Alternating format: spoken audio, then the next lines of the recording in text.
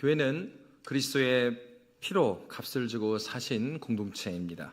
예수님께서 교회를 세우시기 이전에 마태복음 16장의 말씀에 보면 베드로가 이렇게 고백하죠. 주는 그리스도시요 살아계신 하나님의 아들이십니다.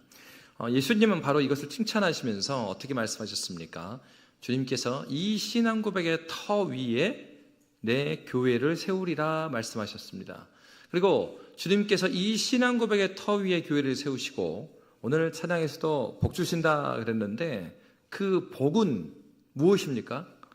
바로 우리 주 예수 그리스도를 아는 것이 우리의 복입니다. 그래서 교회는 머리 대신 그리스도 예수의 말씀을 영적인 그 은혜를 우리에게 주시는데 그 질서를 따라서 우리에게 주십니다. 그리고 그 질서의 통로는 바로 직분입니다. 그래서 디모데전서는 좋은 일꾼에 대한 얘기를 하는 것이고 직분자는 어떤 사람들입니까? 예수의 예수 되심을 증거하는 복의 통로로서 일하는 것이죠. 그렇기 때문에 직분자가 통로가 하나님 앞에서 정결한 삶을 살아야 되는 것은 당연한 것이고 직분자는 말씀 위에 이 터 위에 교회를 세우는 통로로서 일하기 때문에 그들 자신이 말씀의 사역자로 섬기고 있는 것입니다. 그러니까 직분자는 그가 목사든 장로든 집사든 권사든 모두 마찬가지로 말씀의 사역자로 말씀을 세우고 말씀의 터를 기반으로 하여 주님의 몸된 교회를 섬기는 사람들입니다.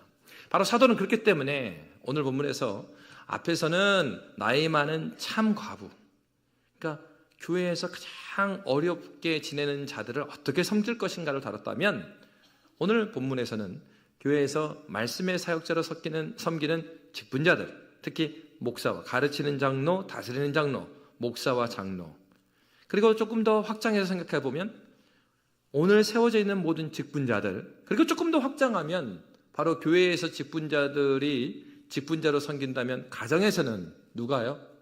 부모가, 남편과 아내가 가정의 직분자로 섬긴다는 사실을 생각해 보면 오늘 주신 말씀은 목사와 장로뿐만 아니라 우리 모두에게 주시는 그 말씀으로 받으시는 시간이 되시기를 주임으로 축복합니다. 그러면 오늘 본문에서 장로를 권할 때, 이야기를 할 때 어떻게 말씀하고 있는지 우리 17, 18절입니다. 함께 읽도록 하겠습니다. 잘 다스리는 장로들은 배나 존경할 자로 알되 말씀과 가르침에 수고하는 이들에게는 더욱 그리할 것입니다. 성경에 일렀을 때 곡식을 밟아 떠는 소의 입에 망을 씌우지 말라 하였고 또 일꾼이 그 삭슬 받는 것은 마땅하다 하였느니라. 아멘. 오늘 본문은 크게 장로를 두 가지 종류의 장로로 나누고 있습니다. 17절에 보면은 다스리는 장로들, 그리고 말씀과 가르침에 수고하는 이들, 이렇게 이야기를 합니다. 이 오늘로 보면은 목사와 장로는 모두 장로입니다. 그래서 사실 당회는 장로회인 거죠. 그래서 장로는 크게 가르치는 장로와 다스리는 장로로 구성이 돼요. 근데 이제 중요한 건 이겁니다. 가르치는 장로인데 그 목사 장로가 가르치는데 뭘 가르치겠어요? 말씀을 가르치는 겁니다. 여기에서 여러분에게 제가 경제 상식을 가르치지 않아요. 그래서 여러분이 그 잘 먹고 잘 살기 위해서 이곳에 왔다면은 저한테 그런 말씀을 드리라는 걸 완전 포기하십시오. 제가 경영학과 나왔다고 해서 기업을 경영해 본 적이 없습니다. 그러니까 성경책은요, 과학책도 아니고 정치학 책도 아니고 경제학 책도 아니에요. 성경은 구원에 이르기에 합당한 말씀을 우리에게 주신 책임을 믿으시기 바랍니다. 교회는요, 우리 신앙 생활을 위해서 여러분 여기 나와 있어요. 그러니까 목사, 가르치는 장로는 뭘 가르친다고요? 하나님 말씀. 그래서 어떻습니까? 지난주에 우리가 부활절에 봤던 것처럼 그러면 바울 사도도 뭐라고 말하고 있어요? 부활을 전할 때 내가 뭐 한 것을? 기억력 테스트. 내가 뭐 한 것을 너희에게 전하노니? 그렇죠. 내가 받은 것을 전하는 겁니다. 그러니까 가르치는 목사는 뭐겠어요? 자기의 사상과 자기의 생각을 전하는 사람이 아니고 교회를 통하여서 전수된 복음이 자기의 사상이 된 사람이에요. 그래서 자기도 받은 것을 전하는 사람입니다. 그리고 다스리는 장로는 누굴까요? 다스리다라고 이야기하면 이 세상에 통치, 다스리다 그러면 이 세상의 개념은 힘으로 이렇게 다스리죠. 그게 뭐 군사력이 됐든 경제력이 됐든 그 힘으로 다스리는 건데, 오늘 성경에서 다스리는 장로는 그러한 힘이 아니에요. 자, 목사도 힌트 드리는 거예요. 목사도 장로도 모두 장로라 그랬죠? 자, 다스리는 장로 무엇으로 다스릴까요? 예, 역시 탁월하십니다. 예. 말씀으로 다스린다는 뜻이에요. 그렇기 때문에 여러분, 그러면 그 다음에 그러면 장로 이야기했으니까, 그러면 권사와 집사는 무엇을 위해서 세웠을까, 교회에서? 그렇죠. 사도행전의 말씀에 보면은 사도들이 구제와 국률 사역 때문에 자신들이 말씀과 기도의 사역에 등한히 하게 됐죠. 그래서 7 집사를 세우면서 뭐라고 말합니까? 이제는 구제의 국률 사역에 너희가 맡고 우리는 무엇과 무엇에 전무하리라? 말씀과 기도에 전무하리라. 그러니까 결국은 우리 권사님, 집사님도 실제로 여러 가지 봉사를 하지만 그 봉사하는 이유가 무엇이에요? 교회를 무슨 터 위에 세우기 위해서? 말씀의 터 위에 세우기 위해서. 그러니까 모든 직분자는요, 말씀의 사역을 위해서 존재하는 것이에요. 그러니까 내가 주방을 섬기든, 내가 주차인으로 섬기든, 내가 이렇게 저렇게 섬기든, 내가 교사로 섬기든, 무엇을 섬기든 우리는 그걸 생각해야 돼요. 이렇게 섬기고 교회에 나와서 함께 예배하고 함께 나누고 섬기는 이유는 무엇을 세우기 위함이다? 말씀을 세우기 위함입니다. 그렇기 때문에 당연히 말씀의 터 위에 교회를 세우기 위해서 시작된 직분이니 직분자의 사명은 당연히 뭐겠어요? 말씀의 사역입니다. 말씀. 가르치는 장로나 다스리는 장로나 모두 말씀으로 수렴되는 거예요. 그래서 오늘 본문에 보면은 잘 다스리는 장로들은 배나 존경할 자로 알되 이렇게 말합니다. 배나 존경하라고 그랬어요. 이 배경이 있습니다. 그러니까 2배나 존경해라 이렇게 말하는데 신명기 21장 17절에 보면 그 배경에 대한 말씀이 있습니다. 우리 신명기 21장 17절 함께 읽겠습니다. 반드시 그 미혹을 받는 자의 아들을 장자로 인정하여 자기의 소유에서 그에게는 2 몫을 줄 것이니 그는 자기의 기력의 시작이라 장자의 권리가 그에게 있음이니라. 아멘. 그러니까 구약에서 보면 장자에게 축복의 권한을 줬을, 상속권을 주었을 뿐만 아니라 축복의 권한을 주었을 뿐만 아니라 상속에 있어서 다른 아들보다 2배를 줬습니다. 그런 것처럼 이렇게 잘 다스리는 자에게는 2배의 존경을 해라 이런 얘기입니다. 그러면 이제 이러한 섬길 때에 어떠한 원리로 섬겨야 될 것인가 하는 부분입니다. 자, 그러면 마태복음 23장 10절부터 12절 말씀입니다. 우리 함께 읽도록 하겠습니다. 또한 지도자라 칭함을 받지 말라. 너희의 지도자는 한 분이시니 곧 그리스도시니라. 너희 중에 큰 자는 너희를 섬기는 자가 되어야 하리라. 누구든지 자기를 높이는 자는 낮아지고 누구든지 자기를 낮추는 자는 높아지리라. 아멘. 섬김의 원리는 겸손이죠. 겸손이 섬기라 하는 것입니다. 그러면 섬기는 내용이 뭘까? 잘 다스린다는 내용이 무엇일까? 여러분, 모든 직분자의 모델은 누구이시죠? 예수님이십니다. 그래서 예수님, 우리가 이 관용적으로 지금 말을 많이 하는데 여기 살짝 울리거든요. 방송실 조금만 하우링 나거든요. 그래서 조금만 조정해 주세요. 그래서 이게 예수 그리스도라고 하면은 이름과 직분명이 있습니다. 아주 쉬운 문제입니다. 자, 예수가 이름일까요? 그리스도가 이름일까요? 예수가 이름입니다. 역시 탁월하십니다. 그리스도가 직분명이에요. 그러면 그리스도는 기름을 부음 받은 자, 그런 뜻을 갖고 있어요.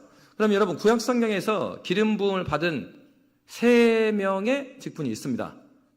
무엇일까요? 왕, 제사장, 선지자. 그러니까 왕의 직분, 제사장의 직분, 선지자의 직분, 이 3가지 직분을 성경에서 다 수행하신 분은 예수님밖에 없어요. 그래서 예수님의 사역 가운데 보면 가르치고 전파하고 고치셨다. 예수님께서 가르치는 사역을 하셨습니다. 왕, 제사장, 선지자 중에서 가르치는 직분이 뭐에 해당되겠어요? 선지자의 직분에 해당되는 것이죠. 그러니까 선지자로서 그 사명을 감당하는데, 선지자는 아까 직분은 무슨 사역이에요? 뭐를 섬기는 거예요? 무엇을 가르치는 장로나 다스리는 장로나 다 중심이 뭐예요? 말씀이에요. 그러니까 선지자가 했던 사역은 말씀의 사역입니다. 그러면 선지자를 또 다른 말로 하면 예언자 이렇게 말을 하죠. 근데 여러분, 여러 번 말씀드렸지만 성경에서 나오는 예언자에서 예자는 미래의 예라고 그랬어요? 기억력이 좋으십니다. 맡길 예자라고 그랬어요. 맡길 예자. 누가 맡겼어요? 하나님께서 맡겼어요. 뭐를? 말씀을. 하나님께서 맡기신 말씀을 전하는 자가 선지자, 예언자였어요. 그러니까 예수님의 삶을 보십시오. 우리가 특세를 하면서 예수님이 십자가성에서 마지막 유언들, 가상 7원을 함께 나눴습니다. 가상 7원의 하나하나가 예수님께서 자의로 만들어낸 말이 없어요. 예수님께서는 마지막 그 길 가운데서도 구약의 선지자들의 예언을 이루게 하게 하려 하십니다. 하나님 말씀을 이루는데 자기의 전생애를 바치신 분입니다. 그러니까 예수께서는 가르치는 이 사역, 자신의 어떤 철학을 가르치신 게 아니라 하나님께서 맡기신 그 말씀을 전하셨던 것이죠. 그리고 왕은 어떤 일을 했죠? 나라를 통치했어요. 다스렸어요. 근데 지금 우리 새벽기도 때 사무엘상 말씀을 보는데 이스라엘의 왕의 특징을 보면은 전쟁을 하는데요. 전쟁을 하면 어떻게 하냐면, 자, 다 모여라. 왕이 다 모여라. 자, 나가자. 이렇게 하면 돼요, 안 돼요? 안 돼요, 안 돼요. 안 돼. 그렇지. 그러니까 이렇게 하면 안 돼요. 다른 나라는 왕이 다 모여. 자, 공격이 되는데 이스라엘의 왕은 어떻게 되냐면은 전쟁을 해야 됩니까? 말아야 됩니까? 누구한테 물어봐요? 제사장한테 가서 물어봐. 사무엘한테. 사무엘이시여, 요거 전쟁 나가도 됩니까? 안 됩니까? 요거를 하지 않아서 사울이 폐위가 되잖아요. 그러니까 이스라엘에게 있어서 왕은 하나님의 말씀을 듣고 실행하는 자예요. 다스리지만 무엇으로 다스려요? 하나님의 말씀으로 다스리는. 그리고 제사장의 직분은 어떤 직분입니까? 백성들의 죄를 위해서 그리스도 예수께서 십자가에서 자신을 영원한 희생 제물로, 그리고 몇 번이요? 단 한 번에. 그래서 모든 인류의 구속을 담당하셔서 지금도 예수께서는 십자가에서 율법을 다 이루셨어요. 구원을 다 이루셨어요. 그럼에도 불구하고 그리스도께서 죽으시고 다시 살아나셔서 승천하셔서 어디 계셔요? 하나님 보좌 우편에 앉아 계셔서 무슨 일하고 계신다고요? 중보자, 우리의 유일한 중보자로 우리를 위해서 기도하고 계십니다. 그것이 제사장직이에요. 그러니까 예수께서 왕으로, 선지자로, 그리고 제사장으로 감당하시던 그 직분을 오늘날 교회의 직분자들이 수행하는 것이에요. 바로 그렇기 때문에 교회에서 잘 다스린다라는 것은 그 중심에 예수님의 섬김의 모본이 있을 뿐만 아니라 예수님은 말씀이 육신이 되신 분이죠. 그러니까 그런 직분자들은 하나님 말씀이 그에게 충만한 자야 되는 거예요. 왜? 말씀의 봉사자이기 때문에. 바로 성경은 그러한 잘 다스리는 장로들. 그래서 구체적으로, 이건 굉장히 원리적이죠. 그러면 구체적으로 교회에서 어떠한 일들이 본질적인 이 가르치는 장로, 그리고 다스리는 장로의 일인가. 교회 크게 보면은 사역들을 보면 기능적인 사역이 있고요, 목양적인 사역이 있습니다. 기능적이라는 것은 이런 거예요. 시설, 관리, 총무, 행정. 교회에도 다 그런 일이 있잖아요. 재정 이런 일들. 이런 일들은 기능적인 일들을 감당하고 있죠. 목양적인 일들은 어떤 일입니까? 교육이나 양육이나 훈련이나 전도하고 선교하는 일들. 그래서 사도들이 말했던 것은 구제하거나 국률사역, 행정적인 것들을 집사, 그리고 우리나라에만 있는 직분이 이제 권사거든요.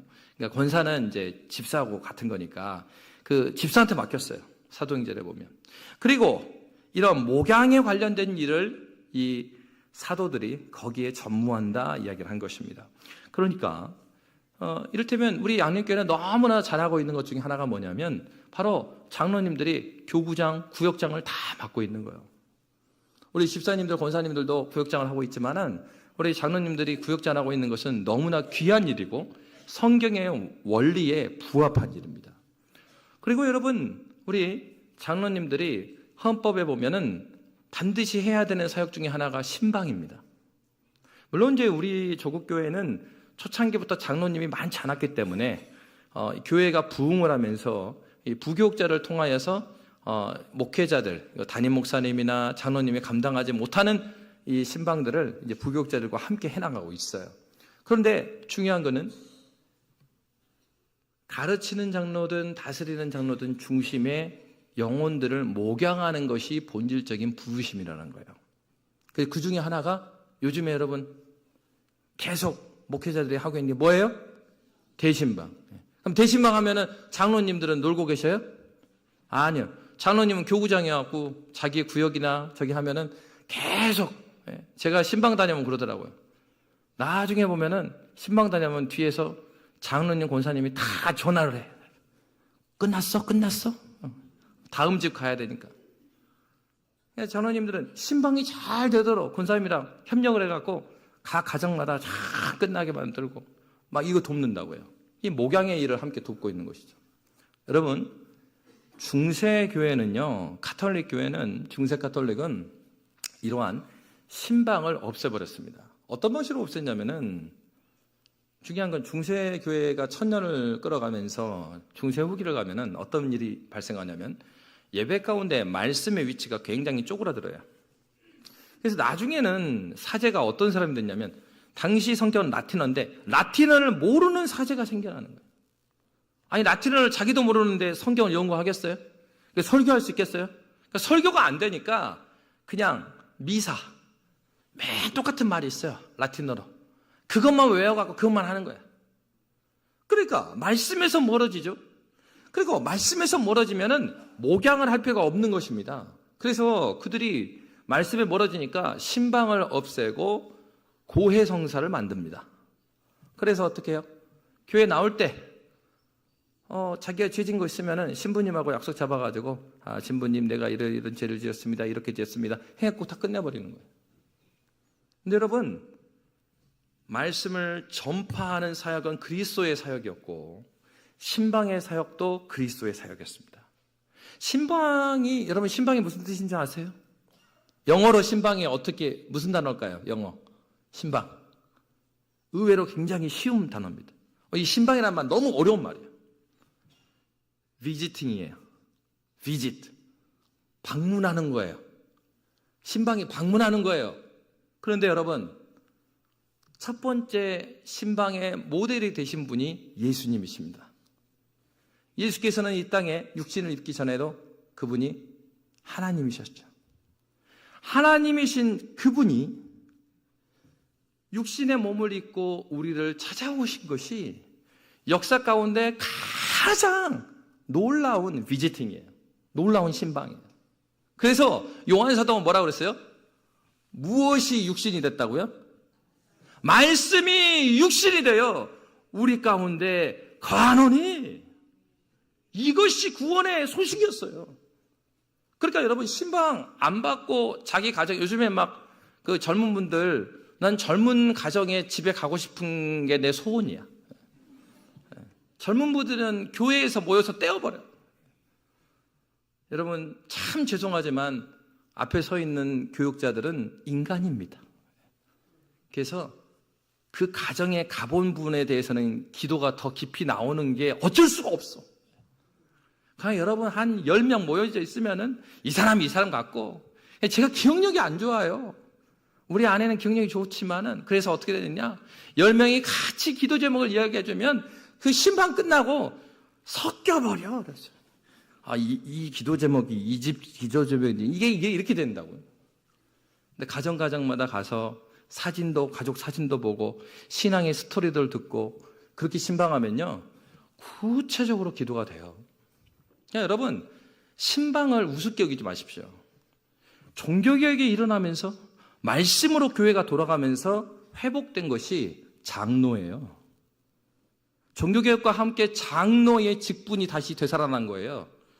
그리고 종교개혁과 함께 장로님들의 신방이 부활한 거예요. 교회가 선포된 말씀대로 살아내고 있는지 장로님들이 매주 신방을 하면서 돌봤어요. 그리고 남성들은 가정의 가장으로서 말씀을 증거하는 위치에 있기 때문에 매주 예배가 있고 성찬이 있었거든요. 그러면은 집에서 가정예배를 빼먹고 신앙교육을 안 시키면요, 당회에서 계속 결의를 해서 깔뱅의 제네바 교회를 기록을 보면은 매주 치료회가 열렸어요. 그래서 어느 집사가 몇 번 교회에 또 빠지고 가정예배도 빠졌다. 그러면 그 다음 주에 공고가 자, 2주 동안 수찬 정지. 자, 주님의 떡을 받을 사람 일어서세요. 일어설 수 있어요, 없어요? 못 일어나. 그러면 이제 알죠. 가정예배 빠져버렸구만. 그러니까 어때요? 근데 그거를 하는 장로님들도 마음이 편해요? 안 편해요. 근데 우리 모두 죄인이어가지고 하나님 말씀을 사모하는 데 열심을 내는 게 아니라 어떻게든 빠지려고 그런단 말이야. 근데 하나님의 말씀이 없으면 우리가 살고 죽는 문제이기 때문에 구조적으로, 직분자의 구조적으로 말씀의 중심이 되는 교회를 만들어 놓은 것이 장로교회, 개혁교회예요. 그러니까 여러분, 장로교의 원리는 굉장히 말씀 중심으로 직분론이 형성이 되어 있는 것입니다. 근데 문제는 뭐냐면은 오늘날 그렇게 하지 않으려는 거예요.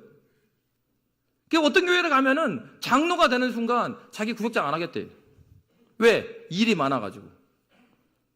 아니, 총회 헌법에도 나와 있을 뿐만 아니라 성경의 원리가 장로는 목양하는 것인데 목양의 자리를 떠나겠다는 거예요. 그 말은 내가 장로 안 하겠다는 말입니다. 교회는요, 수많은 핏값을 치르고 이 개혁파 교회가 가톨릭이 버려버렸던 말씀과 목양을 종교개혁과 함께 수많은 선진들이 피를 흘리면서 세우는 교회가 장로교회예요. 우리가 교회의 말씀 위에 터를 세운다는 것은 뭐냐면 이게 그러니까 회사의 이사회하고 전혀 달라요. 일하려고 그 수많은 행정을 하려고 장로를 한 게 아니라고요.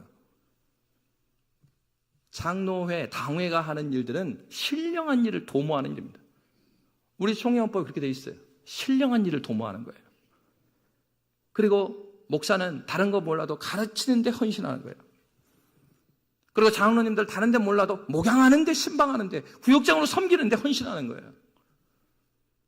제가 양림교회 와서 참 감사했던 건 뭐냐면 그 신앙의 원리대로 장로님들이 각 구역에 예배 인도자로, 그리고 이제 올해부터 해갖고 교구장으로 구역장, 자기 구역뿐만 아니라 구역장들을 돌봐가면서. 여러분, 우리가 복음을 접해서 그리스도인이 된 것은 너무나 하나님의 큰 은혜입니다. 그리고 여러분이 그리스도인들 중에서 장로교인이 된 것은 더욱더 큰 은혜예요. 왜? 성경의 이러한 원리에 의해서 이 장로교의 직분 제도가 완성됐기 때문에 그래요. 여러분, 그렇습니다. 직분자는 교회가 말씀의 터 위에 세워지기를 위해서 헌신하는 사람들입니다. 그렇기 때문에 바로 이 사람들을 어떻게 말하냐? 그들을 배나 존경하라. 그러면 어떻게 존경할 수 있겠습니까? 여러분, 오늘 성경의 말씀에 보면은 이렇게 되어 있죠. 자, 18절 말씀입니다. 18절 함께 읽겠습니다. 성경에 일렀으되 곡식을 밟아 떠는 소의 입에 망을 씌우지 말라 하였고 또 일꾼이 그 삭슬 받는 것은 마땅하다 하였느니라. 아멘. 바울 사도도 성경에 일렀으되 구약 성경의 얘기를 하고 있어요. 신명기 25장 4절, 누가복음 10장 7절의 말씀에 보면 이 말씀이 그대로 기록되어 있습니다. 종교의 방식은 굉장히 다양할 수 있습니다. 그래서 가장 손쉬운 방법은 감사하고 칭찬하고 높임의 말과 여러분의 미소예요. 그리고 경제적인 후원도 있을 수 있고요. 맛있는 식사의 대접도 있을 수 있어요. 그리고 좋은 선물을 하는 것도 있을 수 있어요. 근데 저는 그렇게 생각해요. 여러분이 정말로 가르치는 장로인, 목사와 또 장로님들을 위해서 가장 여러분이 할 수 있는 일은, 가장 할 수 있는 일들 중에 하나는 기도입니다. 기도. 사실 저도요, 제가 이렇게 설교하게 되기까지는 수많은, 저를 기다려준 수많은 성도들이 있었습니다. 제 표현으로 가장 큰 피해자는, 가장 큰 피해자는 제가 사역을 했을 때 처음 저를 전도사로 받았던 초등부 선생님들이에요. 저는 초등부 전도사를 7월 첫째 주에 임명을 받았어요. 자, 전국에 있는 모든 교회가 7월 달에 주일학교가 뭐합니까? 성경학교예요. 성경학교. 제가 그 전에 청년부에 섬겼거든요. 청년부에 간사로 섬기니까 설교를 하지 않았어요. 그냥 사역만 하는 거예요. 청년부 목사님 도와가지고. 그래가지고 막 사역만 하니까 재밌죠. 청년 교육자도 아닌데 청년인 듯 하면서도 교육자인 듯 하면서 친구들하고 막 같이 선교도 나가고 전도하고 찬양하고 뭐 봉사도 하고. 근데 갑자기 전도사가 됐어요. 전도사가 돼가지고 7월 첫째 주에 초등부에 부임을 받아가지고 거기서 한 3주만 지나면 성경학교인데 애들이 제가 맡아냈더니 한 220명 됐단 말이에요. 애들이 220명, 240명 이렇게 됐어요. 근데 이제 걔네들 앞에 설교를 하는 겁니다.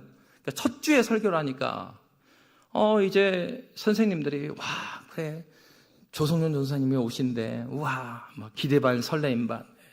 그리고 그 교회는 오전에 어른 예배 할 때 어린이 예배 드리고 그리고 나서 밥을 먹고 교사 모임을 했어요.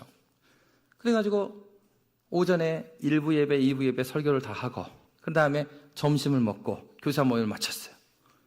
그리고 나서 이제 딱 보니까 그날 즉시 그 부서에 그때는 부장 집사님이 안 계셨고 부감 집사님이 계셨어요. 제가 그렇게 첫 설교를 마치고 나니까 선생님들이 다 같이 금식 기도를 들어가시더라고요. 제 설교를 듣고 깊이 근심에 쌓이신 거죠. 아유 큰일 났다. 이 3주 후에 성경학교인데 전사님이 오셔갖고 애들 설교를 하는 게 아니라 청년 설교를 하고 있네. 단어가 너무 어려워요.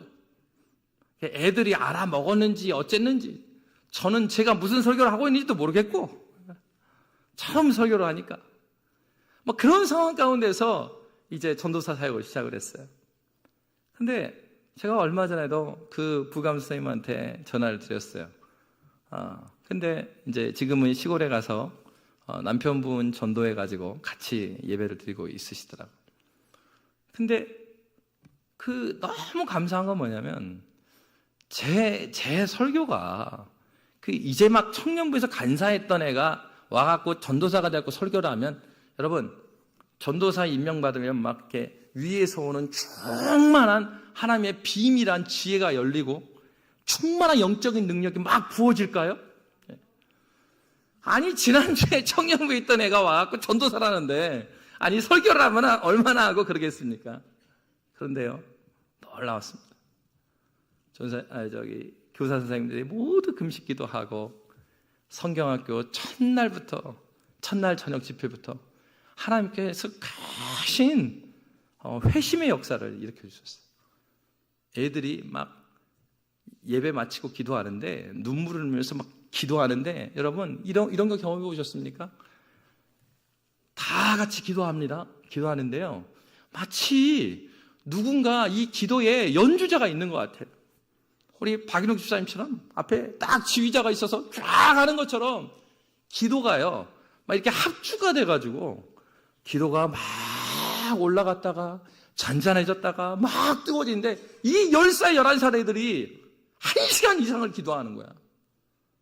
엄마 아빠들 데려왔는데 기도가 끊이지 않아요.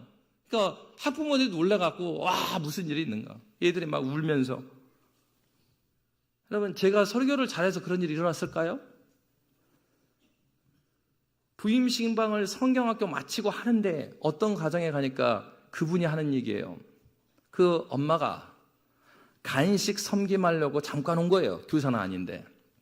그런데 잠깐 간식을 준비하면서 전도사님의 설교를 듣고, 이 엄마가 하는 얘기예요. 제가 신방 가 있는데 제가 섬기면서 전도사님 설교를 듣고 굉장히, 여러분 어떻게 됐을까요? 은혜를 받았을까요? 걱정을 했을까요? 걱정했다, 이걸 말입니다. 큰일 났다. 그분이 또 국문학과 교수님이었네. 전도사님이 열정적이긴 한데 모든 단어가 애들용이 아닌데, 야, 애들이 알아먹을까? 근데 여러분, 하나님의 놀라운 은혜는, 제가 그런 설교자였음에도 불구하고 하나님께서 선포된 그 말씀을 사용해 주시니 아이들이 집단적으로 회심하고 큰 부흥의 은혜를 경험한 거예요. 여러분, 설교자의 유창한 설교가 영혼을 변화시키는 것이 아닙니다. 저도 수많은 성도들의 기도와 기다림 가운데서 여기에 있는 제가 된 거예요. 한 명의 위대한 설교자는 그가 잘해서 나오는 게 아니고요, 온 교회가 말씀에 근거한 교회를 세우기 위해서 몸부림치는 가운데, 한 번도 제가 초등부 2년 반 사역하면서 교사 선생님들한테 전사님 설교 쉽게 해주세요, 그 얘기를 들어본 적이 없어요. 그러나 저도 알죠. 여러분, 목회자도요, 그날 은혜가 안 된 거 제일 먼저 누가 할까요? 제가 먼저 알아요. 근데 한 번도 교사들이 그런 얘기 한 적 없어요. 항상 제 설교가 너무 어렵죠? 물어보면은 제가 습관이 되었고 정말 저도 쉽지가 않네요. 그럼 부감 선생님이, 전사님 걱정하지 마세요. 우리 다 기도하고 우리 다 은혜 받고 있어요. 우리가 더 기도할게요. 정말 제가 전도사인데도 일하다가 말씀을 준비 못하는 상황이 안 오도록 선생님들이 정말 최선으로 섬겨주셨어요. 노는 사람이 없어요. 교사 자기 맡은 일을 최선으로 섬겨주셨어요. 전사님, 성경학교 때 이 어린이 도서관이 부서실 옆에 있었거든요. 거기다가 자리를 마련해 주셨어요. 전사님, 진행은 저희가 할 테니까 여기서 말씀 준비하십시오. 여러분, 교회가 말씀의 터 위에 세운다라는 것은 한 명의 뛰어난 설교자로 이루어지는 것이 아니에요. 말씀을 사랑하는 설교자, 말씀을 사모하는 성도들, 그리고 그 위에 부어주시는 성령 하나님의 풍성한 은혜가 있을 때 교회는 말씀으로 살아나신 줄을 믿으시기 바랍니다. 바로 하나님께서는 그렇게 설교자를 세워가셨어요. 그런데 그렇다 하더라도 이 말씀의 사역자, 그리고 다스리는 사역자도 실수하고 넘어질 수가 있습니다. 오늘 성경은 바로 그들의 죄를 물을 때 어떻게 해야 될 것인가, 오늘 보면 이렇게 말하고 있습니다. 우리 19절 20절 말씀입니다. 함께 읽겠습니다. 장로에 대한 고발은 두세 증인이 없으면 받지 말 것이요, 범죄한 자들을 모든 사람 앞에서 꾸짖어 나머지 사람들로 두려워하게 하라. 이 19절 20절의 말씀에 보면은 장로라 할지라도 잘못할 수 있고 굉장히 치리를 받아야 되는 일이 있을 수 있어요. 그런데 이때 19절에 두세 증인이 없으면 받지 말라는 것이에요. 이것은 사도가 자기도 장로 중에 하나이기 때문에 사도가 지금 장로의 편을 들어서 하는 얘기인가? 그것이 아닙니다. 여러분, 공적으로 공인되어 있는 사람들 같은 경우에는 드러나 있어요. 그렇기 때문에 수많은 교회가 당회적으로나 공동체적으로 어떤 결의를 했을 때는 그 결의 내용에 수면에 수많은 얘기들이 잠재되어 있죠. 그러다 보니까 사단은요, 리더십들을 넘어뜨리게 하는 일들을 만드는데 한마디로 소문을 막 일으키는 일을 사단이 해요. 근데 심지가 걷지 못한 성도는 어때요? 이 내용에 넘어가요. 그리스도인들은 어떤 사람입니까? 하나님의 진리의 말씀을 발언하는 사람들이에요. 그렇다면 이 진리의 말씀을 발언하는 사람들이면 우리가 어떻게 해야 되겠습니까? 어떠한 얘기가 들려도 그것이 정말로 그러한가? 누구에게 있는 연약함의 문제 중에 하나인가? 어떤 기질과 성격의 다름에서 오는 문제인가? 또는 그 소문의 진원지가 문제가 있는 것은 아닌지 주의 깊게 살펴야 합니다. 그렇기 때문에 오늘 사도는 뭐라고 말했습니까? 바로 장로를 고발할 경우에는 두세 사람의 증인이 없으면 받지 말라, 이렇게 한 거예요. 그러나 진짜로 그렇게 했는데도 죄가 있어요. 그러면 20절의 말씀과 같이 모든 사람 앞에서 꾸짖어라. 공적으로 다루는 거. 공적으로 다루어야 되고, 그리고 어떻게 해야 됩니까? 공평하고 그리고 편견이 없이 다루라라고 성경은 말하고 있습니다. 그러면 이러한 공적인 직분자들을 어떻게 세워야 되겠는가? 오늘 22절부터 25절은 이렇게 말합니다. 우리 함께 읽겠습니다. 아무에게나 경솔히 안수하지 말고 다른 사람의 죄에 간섭하지 말며 내 자신을 지켜 정결하게 하라. 이제부터는 물만 마시지 말고 내 위장과 자주 나는 병을 위하여는 포도주를 조금씩 쓰라. 어떤 사람들의 죄는 밝히 드러나 먼저 심판에 나아가고 어떤 사람들의 죄는 그 뒤를 따르나니. 아멘. 이와 같이 선행도 밝히 드러나고 그렇지 아니한 것도 숨길 수 없느니라. 아멘. 여러분, 첫째는 경솔히 안수하지 말라 그랬어요. 충분한 검증을 거쳐라는 겁니다. 충분히 기도하고 경솔히 안수하지 말고 다른 사람의 죄에 간섭하지 말라. 다른 사람의 죄에 동조하는 사람은 안 된다, 이런 얘기예요. 그리고 죄와 선행을 하나님께서 다 드러내신다. 그러니까 하나님을 경외하는 사람을 세워야 된다라는 것입니다. 여러분, 세움 받는 사람도, 세우는 자들도, 그리고 세우는 과정도, 우리의 모든 이 과정은 교회를 뭐 위에 세우는 과정이에요? 말씀 위에 세우는 것입니다. 그러니까 이 모든 과정을 통하여서 말씀이 육신이 되는 그리스도 예수의 어떠하심이 드러나는 것이 교회의 진정한 아름다움이에요. 이런 게 아니라고요. 이번에 우리 교회에 장로님 몇십 명하고 권사님 몇십 명하고 안수 몇십 명을 세웠습니다. 이게 자랑거리가 아니고 몇 명이 되었든지